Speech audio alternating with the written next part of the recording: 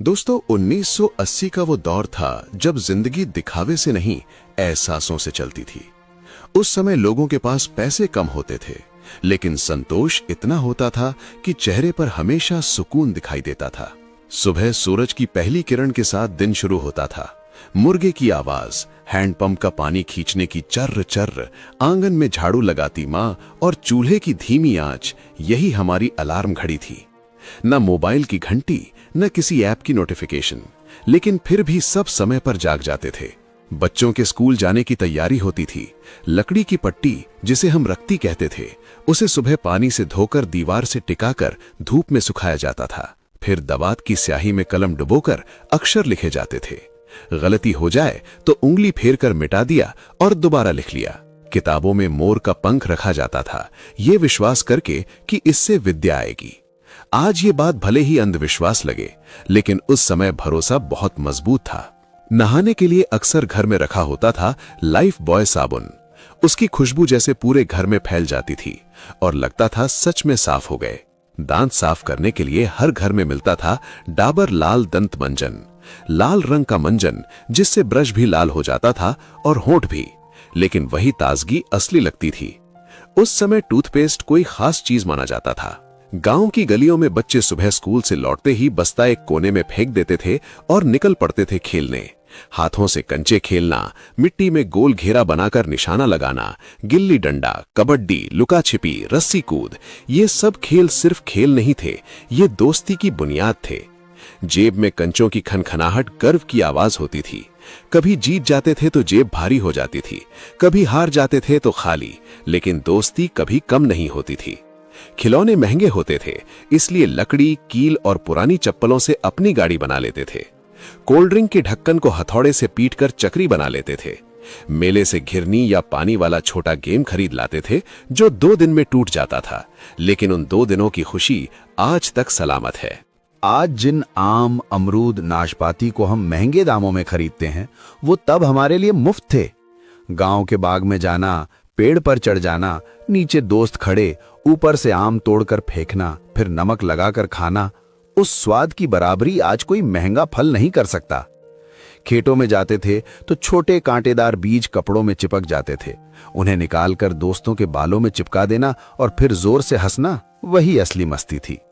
किसी को ब्रांडेड कपड़े नहीं चाहिए थे, 2 जोड़ी कपड़े काफी थे। चप्पल टूट जाए तो उसे सिलवा लिया जाता था, फेंका नहीं जाता था। और फिर बात आती है उस समय के सैलून की। आज जैसे एसी, घूमती कुर्सी, फेस वॉश और स्टाइलिश कट नहीं होते थे। एक छोटी सी दुकान, दीवार पर टंगा बड़ा आईना, एक पुरानी कुर्सी, एक पंखा जो कभी चलता था कभी नहीं, और नाई की कैंची की खटखट। गर्दन पर सफेद कपड़ा डालकर बाल काटे जाते थे।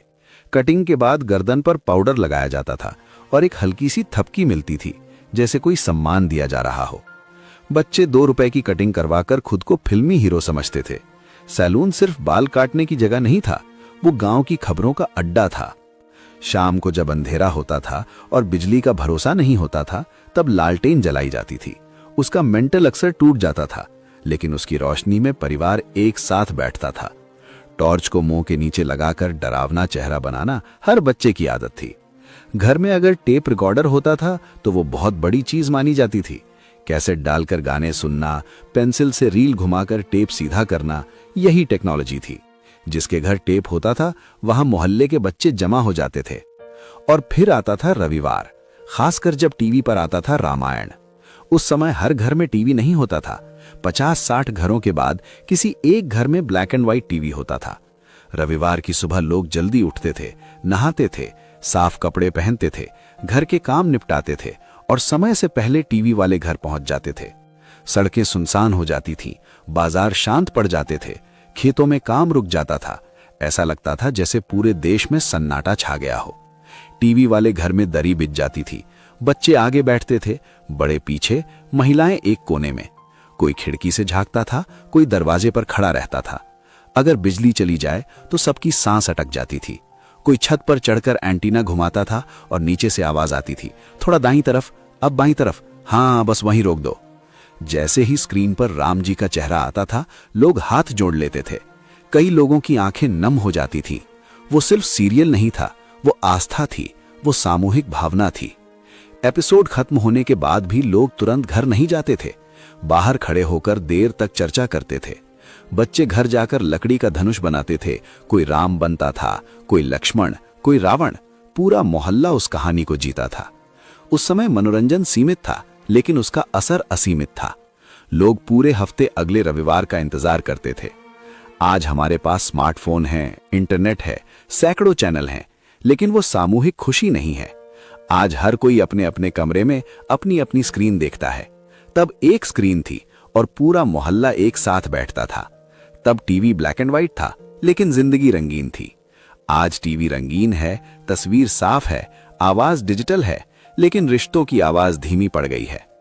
1980 का वो दौर सिर्फ एक समय नहीं था, वो एक एहसास था।